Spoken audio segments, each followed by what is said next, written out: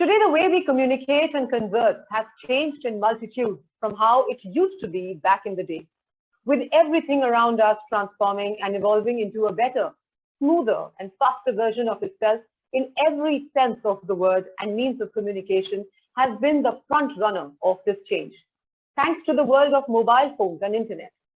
The days of phone and fax as the sole way to communicate are long gone. And while email isn't going anywhere soon, the conversational messaging tools have stormed onto the scene and taken over. And the use of messaging tools in marketing and business worlds is increasing day to day for many reasons. With the amount of integrations possible to other systems, with chatbots has scaled up the possibilities for marketing and promotion for any business tremendously. Let's learn more about it from our renowned panelists, how conversational messaging is changing the landscape of how businesses and customers interact. Allow me to please welcome our speakers. He is the Director of Marketing at Dun & Bradstreet, India, enhancing brand salience, developing ROI-focused go-to-market strategies to achieve business objectives of D&B, and spearheads CSR initiatives. Please welcome Mr. Vipul Oberoi. Thank you so much, Vipul, for joining in. Head of Marketing at... Thank you very much. Head of Marketing at MediBuddy, with expertise and complete knowledge of media and key expertise across consumer understanding, touchpoint planning and optimization. Please welcome Mr. Ashish Bajaj, please. Thank you so much, Ashish. Global Chief Operating Officer and Chief Product Officer at OYO, a global platform that empowers small businesses with full-stack technology and brings affordable, trusted accommodation to customers around the world. Please welcome Mr. Abhinav Sinha, please. Thank you, Abhinav. Chief Operating Officer at Noise, with expertise areas are corporate business strategy, product development and merchandising, brand positioning and marketing management, global sourcing and buying. With so many credits, please welcome Mr. Utsav Malhotra, please. Thank you, Utsav. CMO and online business head at Baggit India Private Limited, responsible for developing the international e-commerce market for Baggit, driving retail expansion into small towns, scaling the Baggit brand. Please welcome Ms. Mahuya Chaturvedi, please. Thank you so much, Mahuya, for joining in. Thank you, Pooja. Look forward to the conversation. Head of Technology Innovations, Digital Infrastructure at Brillio, driving strategic technology alliances and solutions partners and digital innovation. Please welcome Mr. Mohammed Hashim, please. Thank you so much, Mr. Mohammed. Thank you, Pooja. Happy to be part of this elite panel. Senior Vice President at Lenskart, transforming experiences with digital data and AI at Lenskart, driving businesses and customer growth, engagement, and customer loyalty with digital marketing and strong CRM. Please welcome Mr. Saurabh Agrawal, please. Thank you so much, Saurabh. Glad to be part of this session, Pooja. Thank you. And last but not the least, as the Chief Operating Officer at Gupshup, he heads sales, marketing, business development, product operations, solutions and support for enterprising messaging businesses that has grown to become the leading cloud messaging platform under his leadership. He has also been awarded US Patent for innovative cloud data management inventions. So please welcome Mr. Ravi Sundarajan, who's also the session moderator for this session. Thank you so much, Ravi, for joining in. Thanks, Pooja. And a big thank you to each one of you. I'm sure so many wonderful esteemed speakers we have.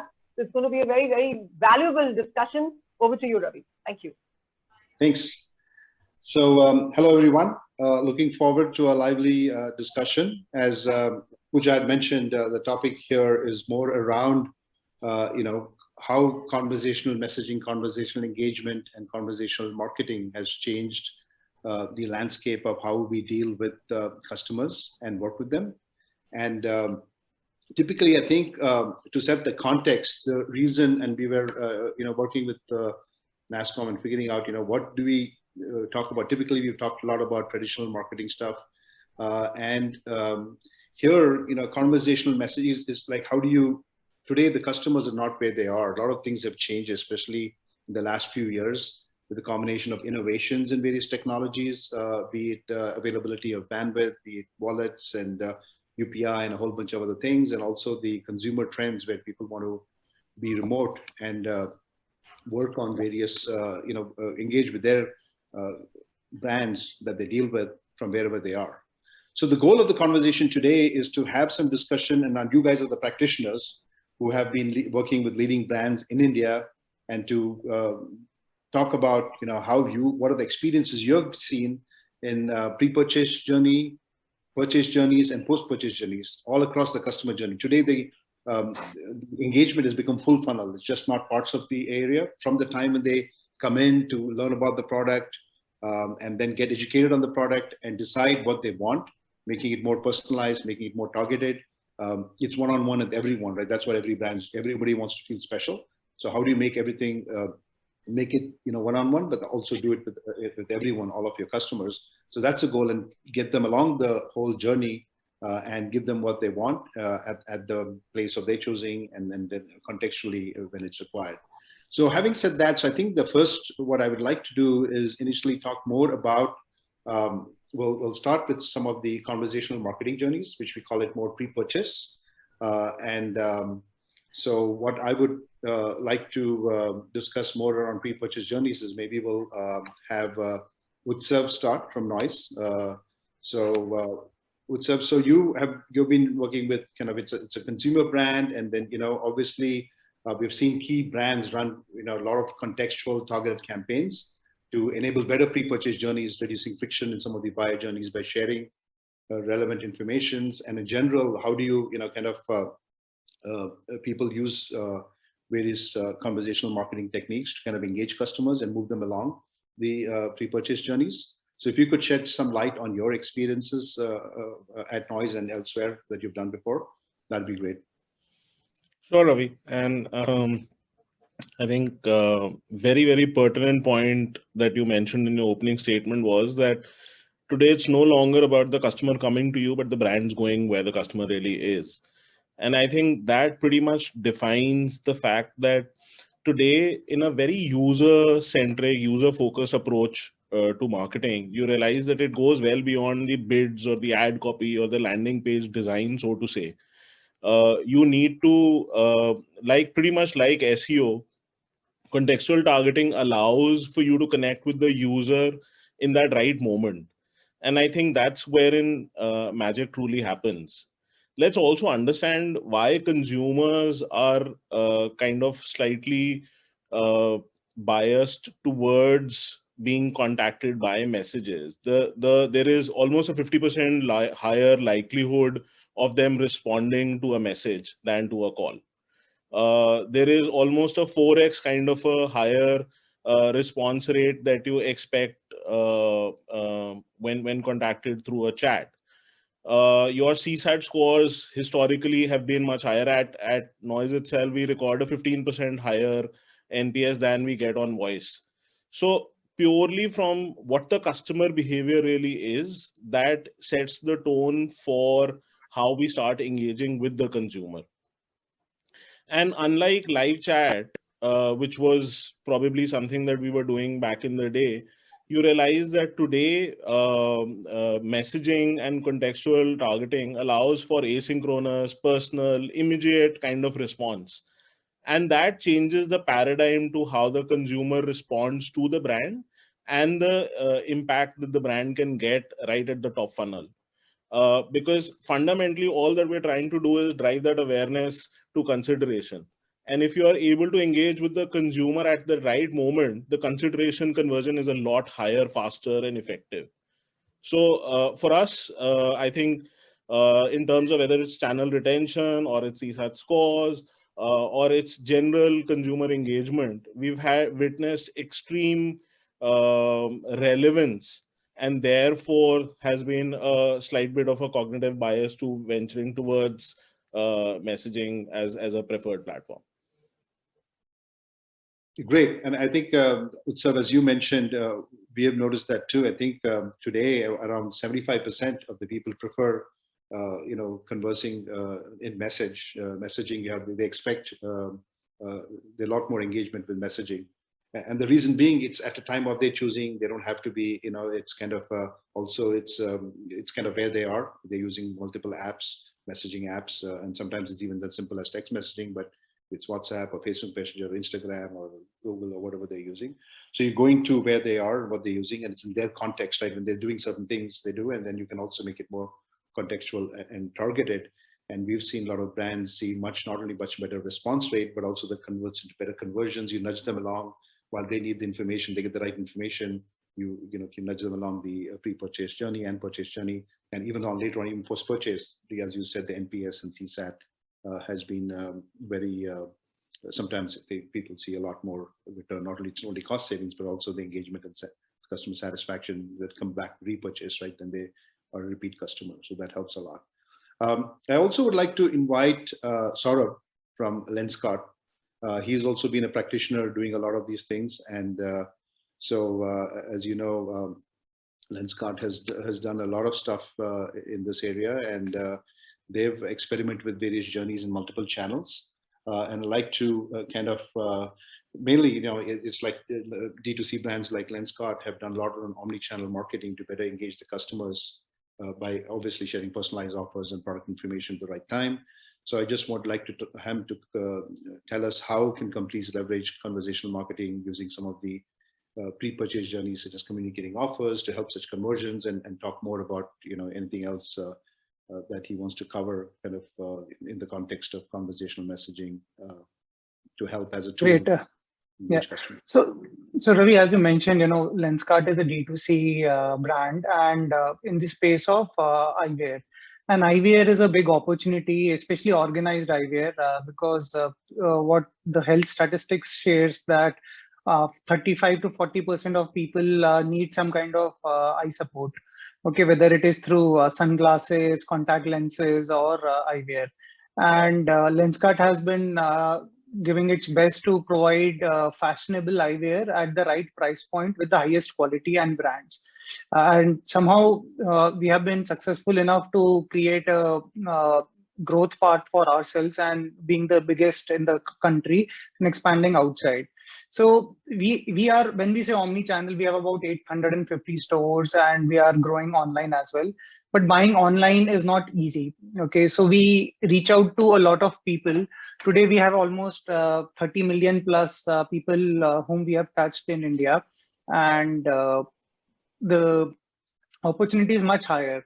So for us, outbound marketing is a key source for attracting customers. Now, outbound marketing can be through our Google ads, Facebook ads, SMS, emails, but a lot of these people may or may not be online. Okay, and what we have seen is all the digital marketing drives towards e-commerce, and a lot of the SMS marketing drives towards store footfall. And as these channels kind of get over abused by all marketers, the response rates are at a record low. What it brings for us is a simplicity when we get into the conversational messaging. When we send an SMS out, you're limited by the 62, 63 characters, and you can only say very little. And then you give them a bit.ly or something which takes them to the site, and people might get lost.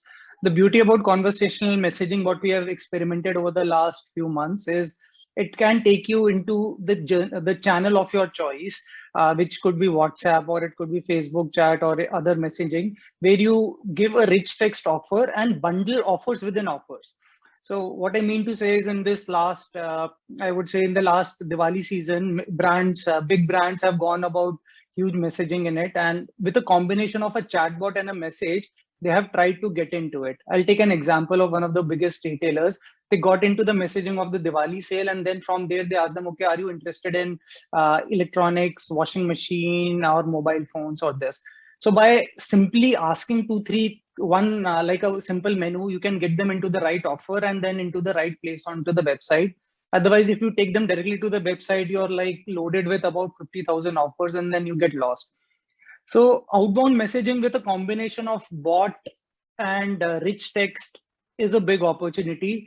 My only worry out there is the abuse which happens when everyone realizes the potential, then everybody comes onto it, and the channel kind of dies. But to me, on the pre-purchase side, getting customers hooked and getting customers to be engaged is a key thing. The challenge always will be in how do you get the message right into the little manner and get the customer hooked. So we have seen our initial success and we are learning as we speak. It's a combination of the putting in a lot of analytics and content together nicely.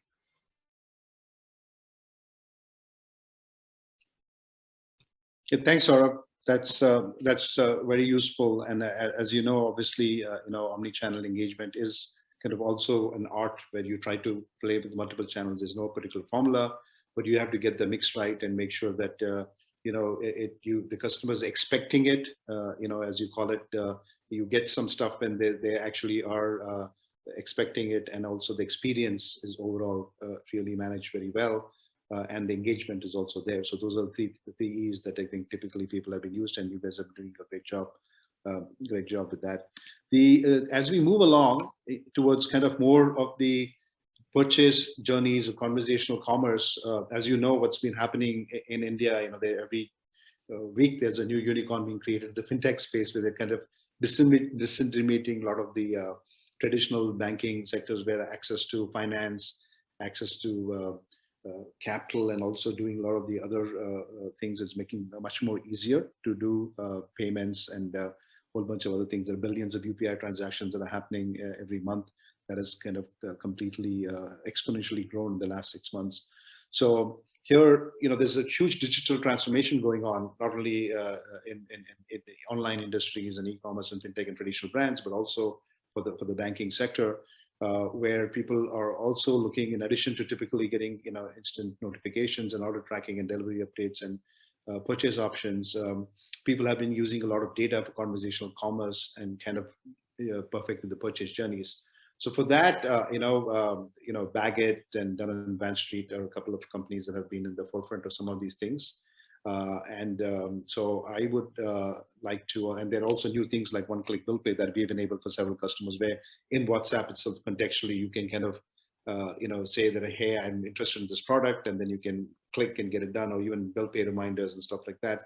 And then you also sometimes, contextually get a loan offer if you want to buy something. So all those things can be married together. So what I would like to do is invite Mahuya, she's the CMO and head of the online business at Baggit, for her to talk more about some of the purchase journeys that they've looked at Baggit, and also some of the things that she's done before, to talk more about what are some of the capabilities and the key requirements for wider adoption of conversational commerce, or some of the best practices I've seen in the area. Thank you, Ravi. So yes, and I'll give a little different perspective to the conversational messaging, especially from the view of a fashion and a lifestyle brand. So while we're all talking about finance and all the other tech aspects, I'm going to talk about how we've used conversational messaging in lifestyle and fashion brands. To begin with, the data is a no-brainer. So if you look at the 4850, there are different numbers floating around 4850 crores of consumers just on WhatsApp. And if you look at about around 70 crores of consumers using online, and out of that about anywhere around 18-19 crores, the numbers keep varying by IBF and everybody else, using e-commerce.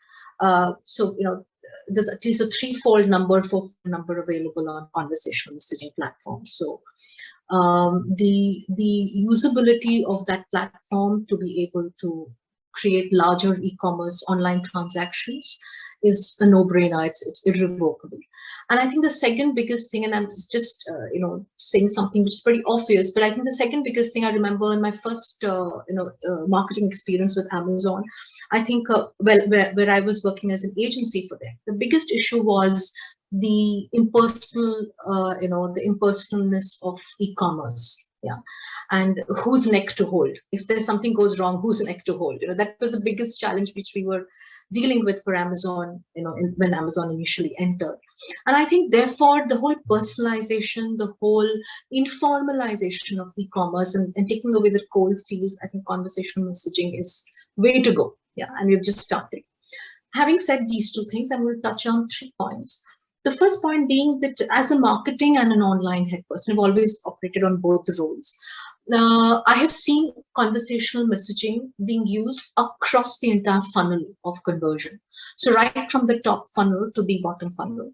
Let me give you an example. This is not necessarily from Baggit, but from one of my earlier stints, especially if it is an involved product. I mean, like, Saurabh spoke about the Lenskart, like choosing a pair of glasses. So I'm talking about an involved lifestyle product. Suppose it's a brewmaster or a caffeinator and the person doesn't understand, but sees a wonderful video on Facebook or somewhere. And the first thing the person wants to interact with is say, hey, can I use my Nescafe in the caffeinator? And a simple question like that. Or what is the right how long does it how long does it take to make coffee here? So simple questions from there to leading to the person to the website so you've seen the ad, you want to come into the website and firstly telling you that it is relevant to you. You can at least start a conversation. So that's the first point that we use conversational messaging. And I've seen a lot of help there.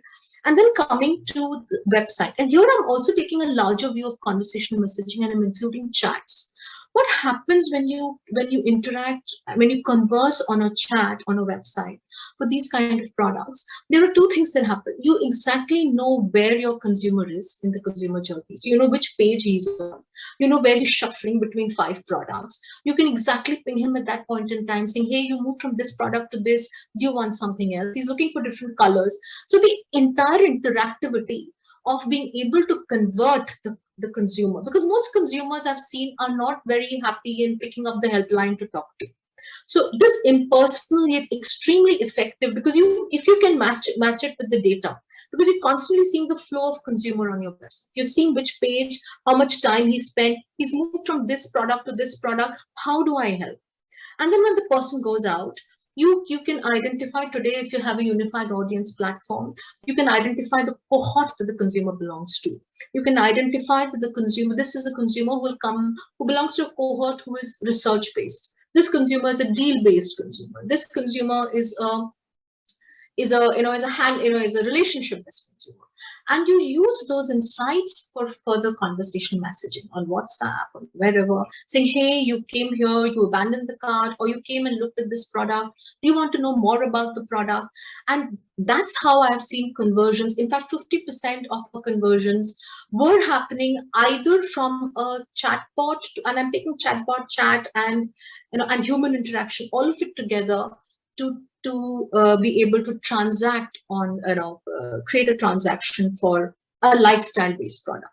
Here, the only challenge and the only requirement and the ask that I have as an e-commerce professional is that supporting transactions on human contact is very, very expensive. I cannot have so many human, transacting, on conversing with so many consumers. It becomes, not a viable business model for me.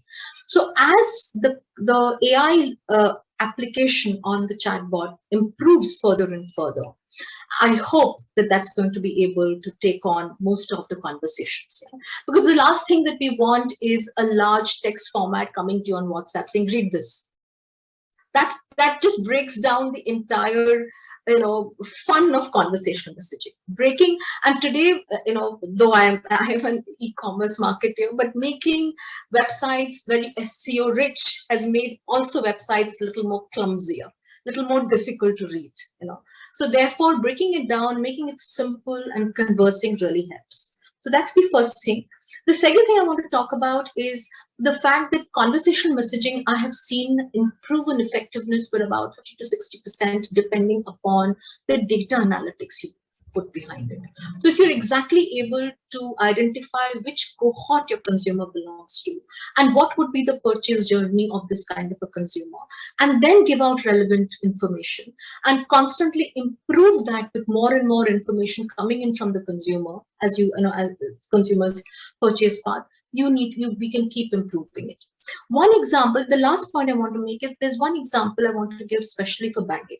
Today at Baggit is the largest handbags brand in the country, but handbag, as you know, branded handbags is barely 15% of the market. Today we are starting on a journey of creating handbags for women who've never used a quality handbag. So those women who are not comfortable on buying online. And for those women, we want to create a product, right? And of course, still use online and digital as a platform, because there's no way we can be able to sustain that kind of scale by building retail outlets. So that is where we find conversational messaging to be extremely effective, where lots of women who are not comfortable on purchasing online, who are not comfortable transacting online. And that's where the one-click pay with WhatsApp is becoming a huge, enabler for us. Yeah, thanks, Mahuya. So yeah, and as you rightly said, it's nowadays the reason one of the you're just not trying to reach a few million people that are there in urban areas that also are using the website, and also there's different levels of literacy, and all over India you want to reach the 550, 600 million people. That's a potential market. And for that, lots of new features that have come, not only in the various channels, but even in WhatsApp, right? Everything is more button-based, image-based, and multi-product messages where you can show up to 29 catalog from your Facebook catalog. You can show it in your message, and they can pick and choose which bag they want, and so on and so forth.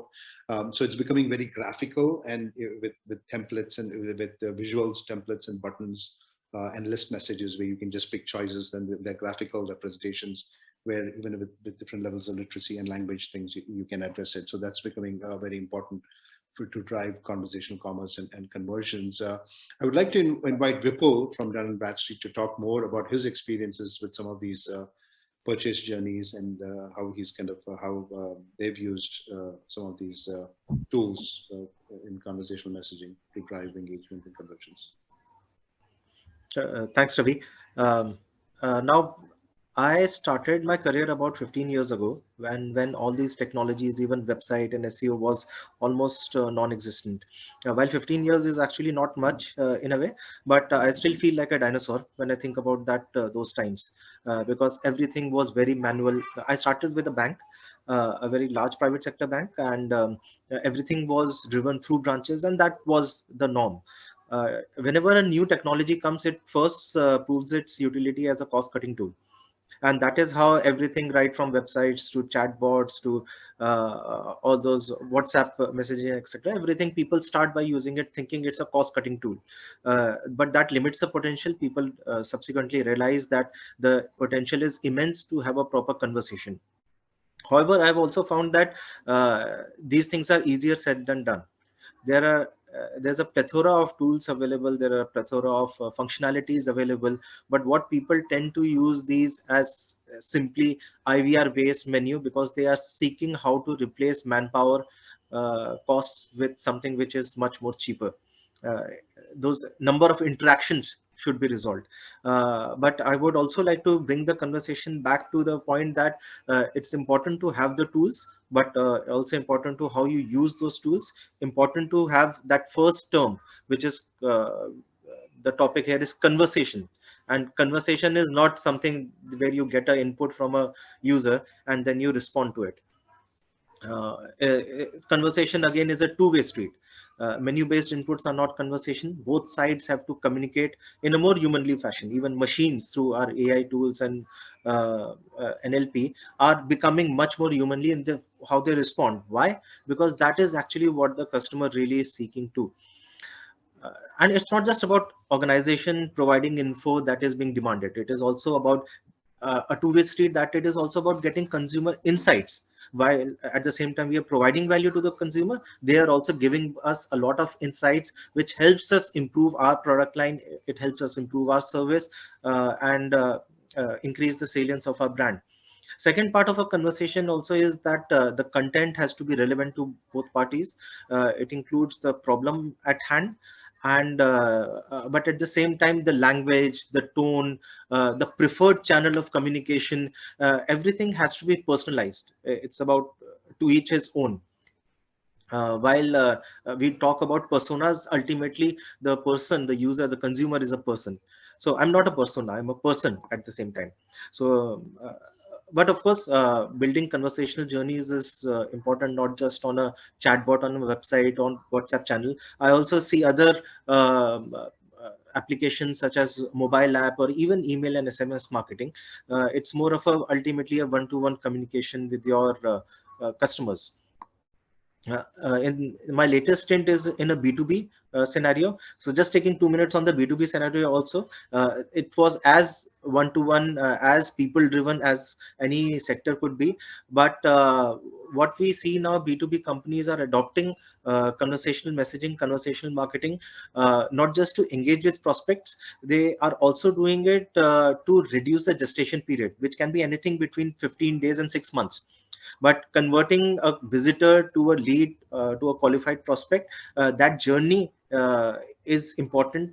There are usually a lot of drop-offs, and a B2B organization needs to keep the prospect engaged. The only problem is that brands make customers jump through hoop after hoop, and that should be avoided. That user journey should be well thought through. But again, it just speeds up the journey through the sales funnel.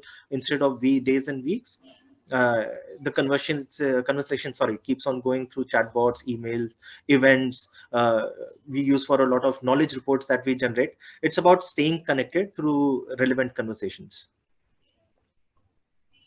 Yeah, thanks, Vipul. That's very helpful. And as you mentioned, it's also it's more important to the engagement. Also, it's more important to drive some ROI and metrics and use the data, and also have the kind of eye on the details, and especially some of the driving the behavior. I'd like to move on to more around conversational support and post-purchase journeys. This is actually a very important aspect. In fact, a lot of the stuff we were doing initially, we started off all on the post-purchase journey, and now we've made it a full funnel by adding pre-purchase and purchase, which has come more recently.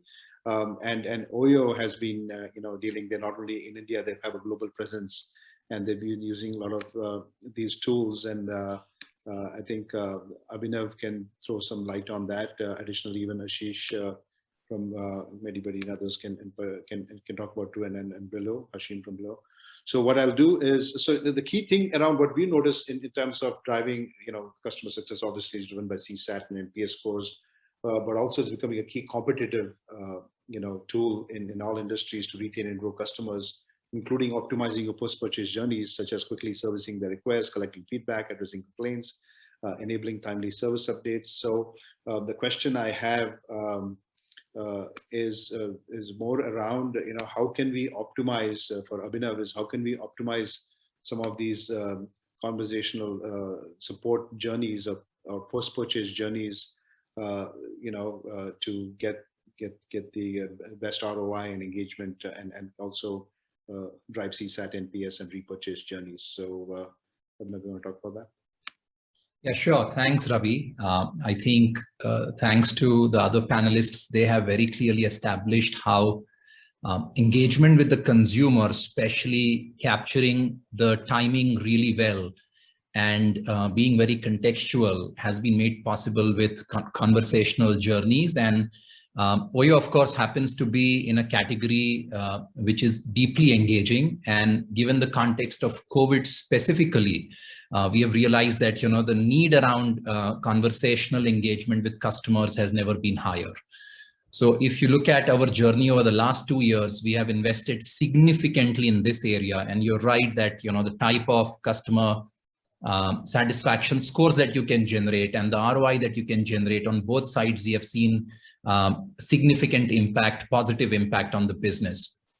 I would say that conversational support, one of the most critical areas we have benefited from is basically really being able to converse with the customer, very quickly understand the sentiment of the conversation, and then accordingly, pitch in and direct the customer and guide the customer towards the relevant areas that you would like to address.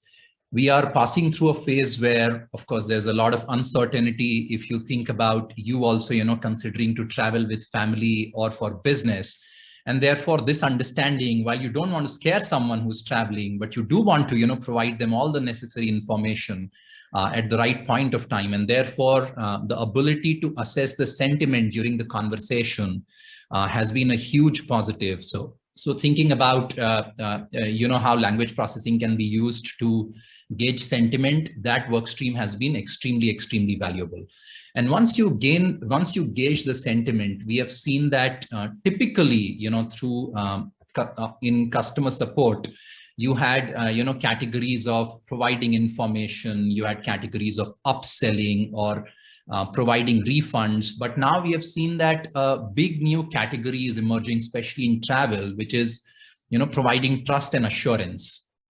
So how do you do that? It starts off with gauging the sentiment, but very quickly you need to, really understand the concerns around, basically what issues can lead to better trust, what issues addressing what can lead to, higher assurance in the decision that has already been made. And we have been able to, really understand how to plug in all the other features that you're building in your product, whether it is, for example, a feature of contactless check-in, right? Or a feature of communicating whether your hotel staff is vaccinated or not. And these features or communications, which sit already in different parts of the product journey, you need to be able to pick them up and really plug them in and communicate to the customer once you know that you're trying to address the trust and assurance problem. So often we see that it's different because it does not portray itself clearly as just information or communication which the customer is seeking.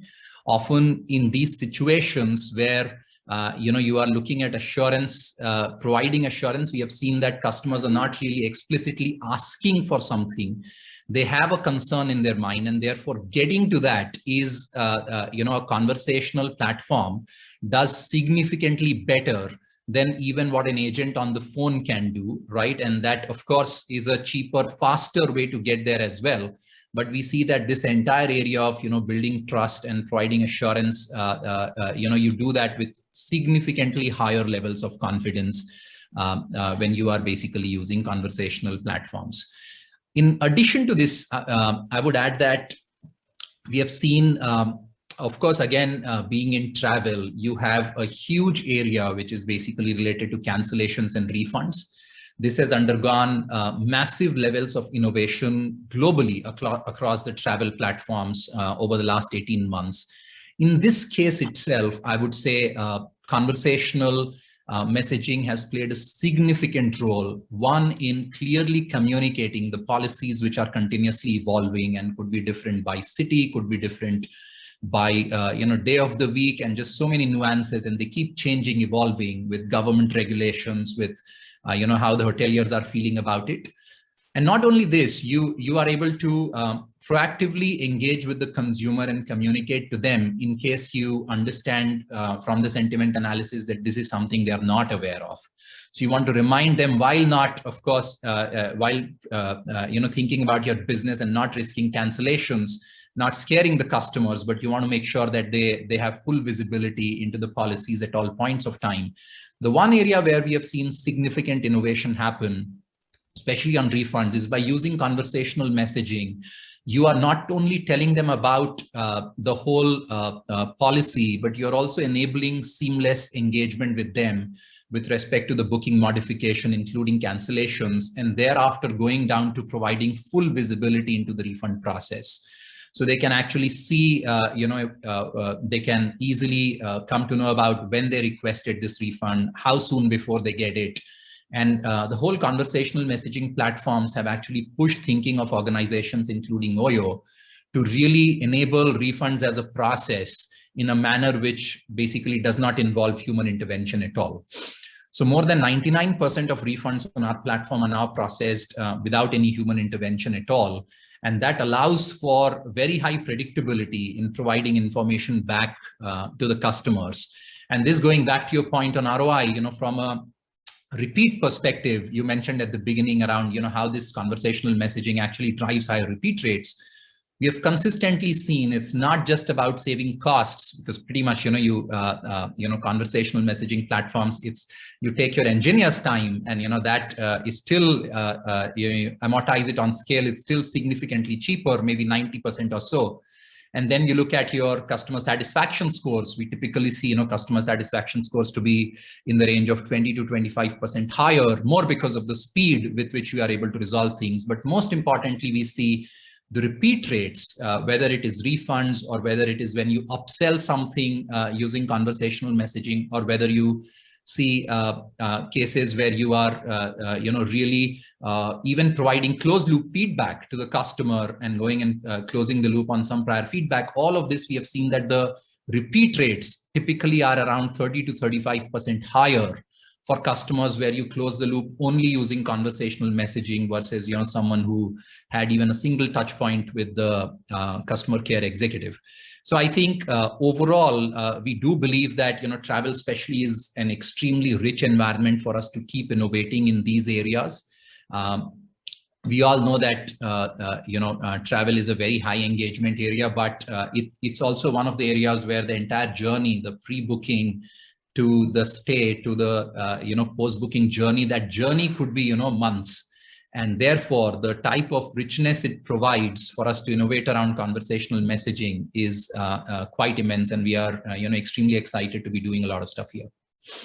Thanks, Abhinav. That's very helpful. As Abhinav mentioned, I think it's not only more about ROI, but also the NPS and CSAT that drives some of the repurchase journeys and helps in the, when they come back, and kind of also the brand image, right? So, and one of the things that we've also noticed is, like, for example, in this case, the example that Abhinav gave, refunds could all be automated and done using chatbots and stuff like that. But there's also bot to agent handover. That's when, and so when we do a lot of these support journeys, the most common used product that we provide is to have an agent dashboard that is able to hand over from a bot to agent handover. So that way, in some complex queries go down to agent, and they're able to assess and provide and do on the spot some of the things also to take on the spot decisions to increase customer satisfaction. So you need to have a combination of both automation and also enable more complex questions to be handled by that.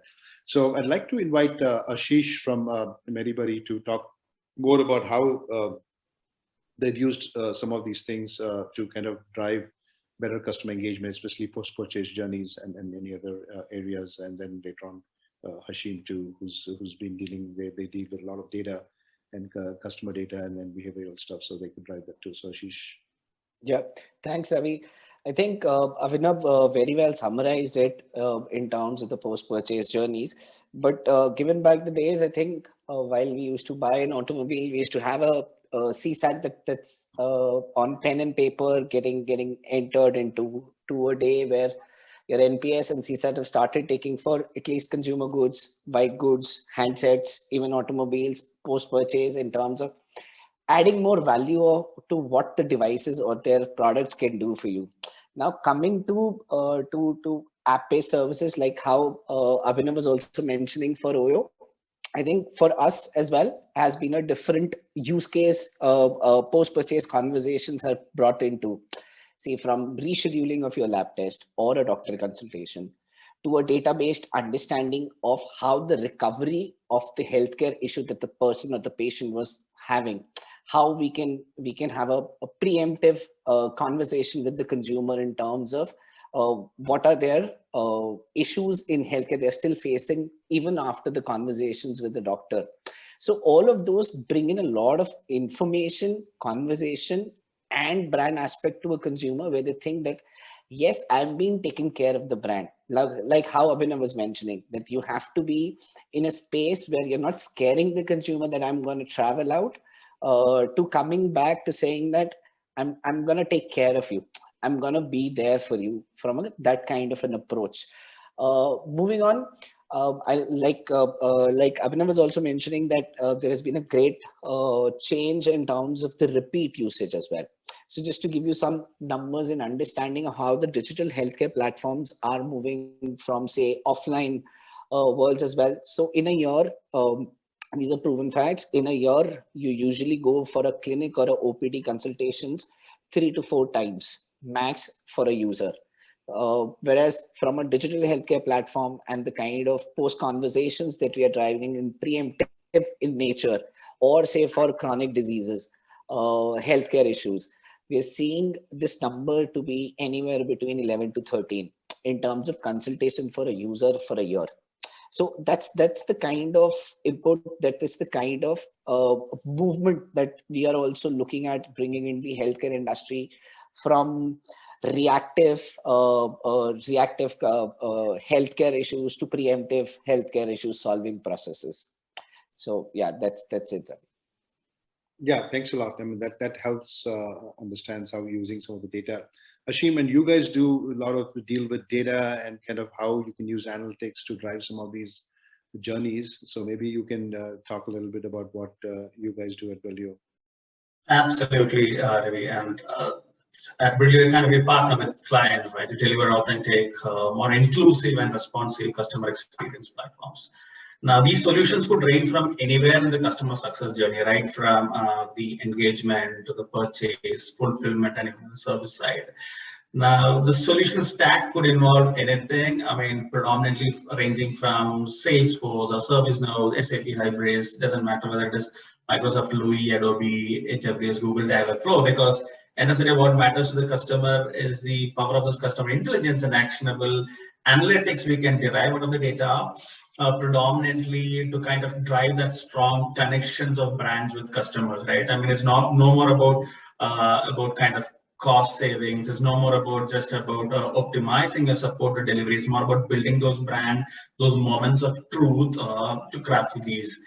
Now, across the board for most of our large-scale Fortune global customers, what we have seen is whether it is in the pre-purchase, purchase, or post-purchase, there is the customer engagement itself, right? I mean, it's a passing social media kind of conversations through AI-led conversational messaging. And when we say AI-based conversational messaging, it's predominantly around either chat automation techniques like the chat bots or live bots. And in fact, we are also seeing more voice bots integrating along with the chat bots as well. Particularly, this has become mainstream post-COVID, especially in the kind of work from anywhere, anytime, any place kind of scenarios, right? And the key for all of our solutions and designs is driven by this customer intent, right from whether it is building deep connections with a brand or whether unlocking wider opportunities. It could be maybe a new sales or a new purchase, but it's all about building those deep dive connections. Now, a couple of things which we see in from our partners and in our daily conversations is one major thing is how do you kind of personalize this conversational AI, whether it is hyper connected and flexible. So, for example, when the user actually logs in or actually raises a request with a virtual agent or a virtual bot, end of the day, what matters is whether the bot is the erstwhile scenario used to be like a kind of a dumb bot. And the dumb bot just says, help you with how to do, what to do kind of things. Whereas semi-intelligent bot understands more about the conversation, the context up to an extent. And the intelligent bot, that's a new age bot where we are looking at AI-driven bot. They understand more or less about the intent itself. Now, personalization would involve actually to understand all the products subscribed, localized suggestions, past incidents maybe raised by the user. The second most important thing is how do you kind of engage closer across channels.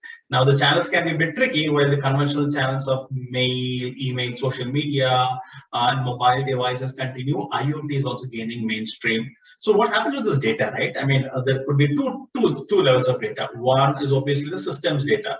The systems data is where the AI ops or artificial intelligence-led operations begins to understand more of a user experience, user journey from whether he or she is kind of facing challenges logging into the portal, accessing the website, or making a transaction, or processing some of their payments and things like that, right? So that's a whole the kind of the system data. Apart from the system data, there's a user data. So this user data allows the clients and the customers to kind of predict and forecast what the customer best needs, right? And these could eventually be conversational marketing that can open up newer avenues for maybe better customer experience, product enhancements, and maybe even planning some of the or prioritizing the product releases and roadmaps. So literally what we have seen is the new user interface is turning out to be a conversational AI driving conversational experiences. And this is only increasing day by day. And thanks to the advancements we are making in AI capabilities, whether it is natural language understanding, natural speech recognition. All of these are actually augmenting these offerings.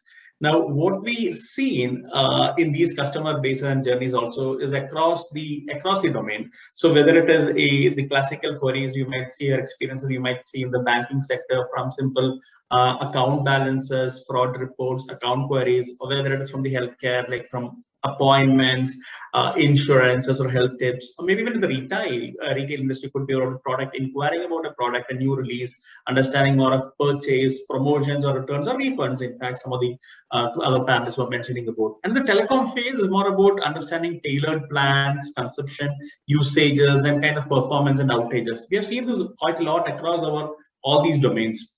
And what has been crucial, apart from the design considerations, is how do we standardize these dialogues, right? Now, there is a bit balance about it. Should we standardize this or personalize this? So there's a balancing act between standardizing these dialogues across channels, products, and situations, and actually personalizing them to the users. And that's a thing, balance, where we're kind of looking at it. And the second thing is contextualizing this, right? I mean, how do you kind of have the right responses to the right situation, right times, and having that empathy created. Now, at the same time, it's also more about how do you optimize. You don't want to bombard the users getting overwhelmed with all this data from different sources, contents, and channels. So it's more about channelizing these and optimizing the content to the situation. Apart from these, what we are seeing is from a personalization itself, things that is changing. And the platform itself is enhancing, and products and solutions which you're crafting is also getting more tricky. Is about personalization can even move from localization to utterances. Now, it could be a personal utterances, maybe a sure in one context, and maybe a yes in another context. How do you kind of have that more intent driven? The other thing which we are looking at is more of entities. How do you kind of bring in multiple entities? So in one conversation, there could be an interaction between probably a marketing team as well as a post-marketing sales team and a purchase team and support team. So how do you kind of bring in all these entities for the user so that he or she has a seamless experience? It's about having that across it, right? And then more integrating with advanced analytics. So these are things, great areas where we are looking and working into. In fact, conversational payments is also something that is happening at this point as we speak, right? I mean, so all of these are great areas where our team across the practices are widely involved, and for all the global enterprises. Yeah, thanks, Hashim. Yes, I think as you mentioned, it's all about tying everything together, making it contextualized, making it targeted, making it personalized, but at the same time making it kind of they feel it's not being bombarded with information, but it's just being at the right time, right place where they are. So what I'd like to do is, as we wind up, I'd like everybody to give any final thoughts that you have, and also open it up for general any other general observations that you have.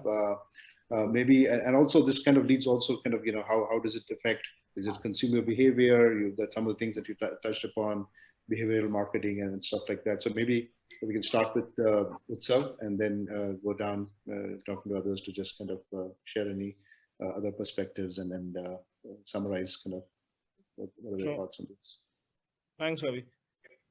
I think, Ravi, the panel really has brought out some very, very strong insights to how this is evolving from a marketer's perspective.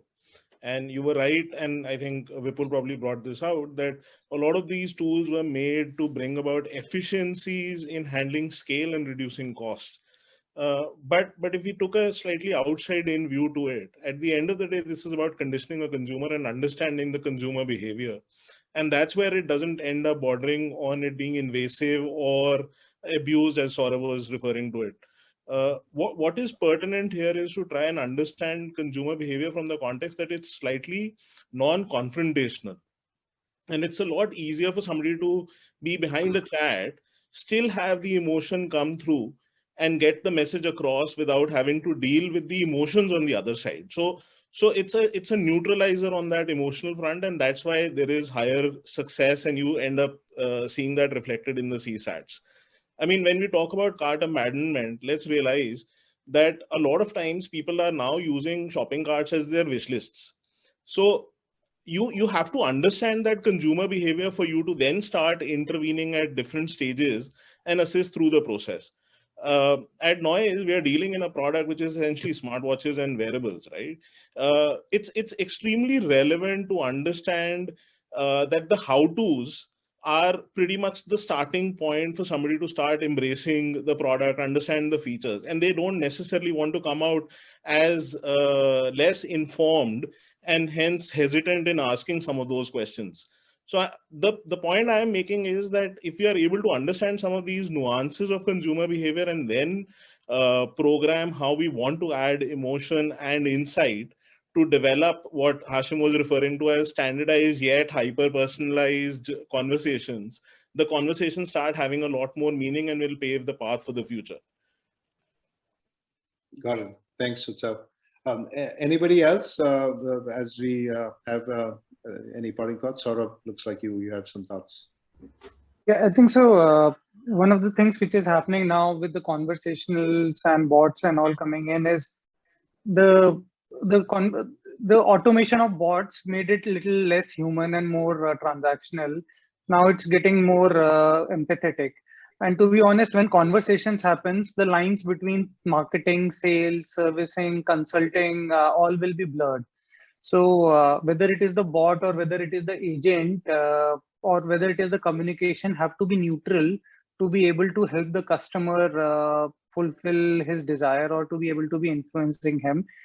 There are two challenges. Okay, we have too much of content, as we were saying, because of SEO and all the things happening, and people want to expand their catalog. So there's too much of content, and the attention span is very less. Today we all get in 1 hour. Like during this session, only I've got 20 WhatsApp messages, 5 from marketers and 15 from my company. So things get lost. So how do you be on the top of the mind is the key thing. And making it more human and empathetic will be the key thing. And to be honest, solving customer problem and getting into the delight mode. Great. Yeah. Agree, Saurabh. I think what I will do in the next few minutes, I know we have a limited time, so I will kind of spend like a last minute summarizing kind of some of our thoughts. That this has been a great panel, and you guys covered. Actually, there was some of the things that I wanted to. I was hoping we would cover everything, and we covered not only everything but more. So it's been a great panel where not only we covered some of the key things that people do to optimize the pre-purchase journeys by giving kind of the right information at the right time, as Utsav mentioned, right? Some people go, and in fact, WhatsApp is a journey. A couple of journeys on cart to commandment, right? Because a lot of people come and they don't have the right information about the right product. They're doing comparison shopping, and sometimes they go to the cart, they do it, they say, I need more information. So providing the right information at the right time, be it in pre-purchase and creating awareness for your product and making it targeted. It's one-on-one with everyone, right? Making it targeted, personalized. And similarly in purchase journeys too, sometimes you may want to buy it, but you're saying, okay, now I have to get off, even if you're doing payment reminders, right? You say, now I have to get off my messaging contextual thread that I'm doing, go log on to a website, figure out my account number, figure out my policy number, and then make the payment, rather than just doing everything presented right to you, saying, hey, we got all this stuff, we know what you're trying to do, just this is the amount, this is the account, everything, just hit a pay now button, right? And sometimes when you're doing pay now, sometimes you get even a contextual financial offer saying, hey, this is better, why do you want to do this? So that's kind of becomes very important, and payments are becoming huge now with people not only need to have a bank account, but even with UPI flows is becoming much more. And then finally, as Abhinav and others mentioned about post-purchase flows, right? So it's all about not just only ROI where you're reducing costs, but it's about making sure that the whole customer experience and consumer experience is great. That drives to better NPS, better CSAT, and some journeys that can be optimized, automated. Some need to be handed over to, when to hand over to kind of an agent and have the bot to agent handover, and overall be able to drive repurchase rates and making sure the customer experience. In this case, in this case, it was 3 months or 4 months. So it's just not today you come and buy a product and they're gone. It's more about they got the information, they bought it, they had a great experience, and then they're going to come back a few months later. So it's all about optimizing the full funnel customer journey from pre-purchase, purchase, post-purchase. And we saw lots of examples, and Hashim mentioned all about the data, how to use data, because data is garbage in, garbage out. You have to have the right data and contextualize it and make it much more or targeted. And then as Ashish mentioned, it's not only about just optimizing one purchase journey, but also how do you use appointment reminders, making sure that their experience was good, and collecting feedback from the patients and doing that. And as even Vipul and Mahuya mentioned, even the purchase journeys, right? So how do you, sometimes there are new categories of consumers that are not used to website, they're not used to going to retail, the whole new categories of consumers, in this case, like women who are coming and doing a first time shopping, how do you just push them along the journey, get them the right information, make them comfortable to do some of these purchases? That becomes very important. So I think overall, it was an amazing panel, great insights. At least I learned a lot, and I'm sure a lot of the audience that are tuning into the NASSCOM MarTech event will learn a lot, because now marketing is changing, right? Marketing is not a cost center anymore. It's actually a huge revenue center, and it's all about not only acquiring, engaging, and retaining customers. It's all across the journey. It's just not, okay, I'm just doing lead management. It's all about making sure the experience there is integrated with the product, and making the consumers feel part of the whole journey, and the brand experience itself is not just about just one thing. It's about the whole process, and the setting the right expectations, making sure they have the right experience and engagement, right? So they're actually involved and they're coming back for more. So it's amazing panel, and I'll hand it over to Pooja to wind the session up. So firstly, thank you so much. I think such a detailed discussion about conversational messaging has really, really helped the audience. And as all of you, each one of you rightly mentioned, that we are rapidly running towards digital transformation. So I think conversational messaging is the tool which is very easy. It's easy to go. It's a great experience that customers and consumers are experiencing. And thank you for such wonderful experiences that you shared from your own personal life and your own professional life. So thank you so much for doing this for us, and we shall meet you very soon. Please take care. Thank you. Thank you. Thanks a lot, everyone, for joining us. We would resume our summit from 4 p.m. We have something very interesting sessions lined up after the break. You will hear Professor Dr. Philip Kotler, Ms. Tejani Ghosh, Ms. Vinita Singh, and many others. During the break, we recommend you to visit 30+ exhibitor booths displaying their products and solutions in areas like AI, IoT, cloud, and others. You can also connect with the exhibiting organizations through a video call. We would request you to network with other delegates and speakers through the networking feature. See you at 4 p.m.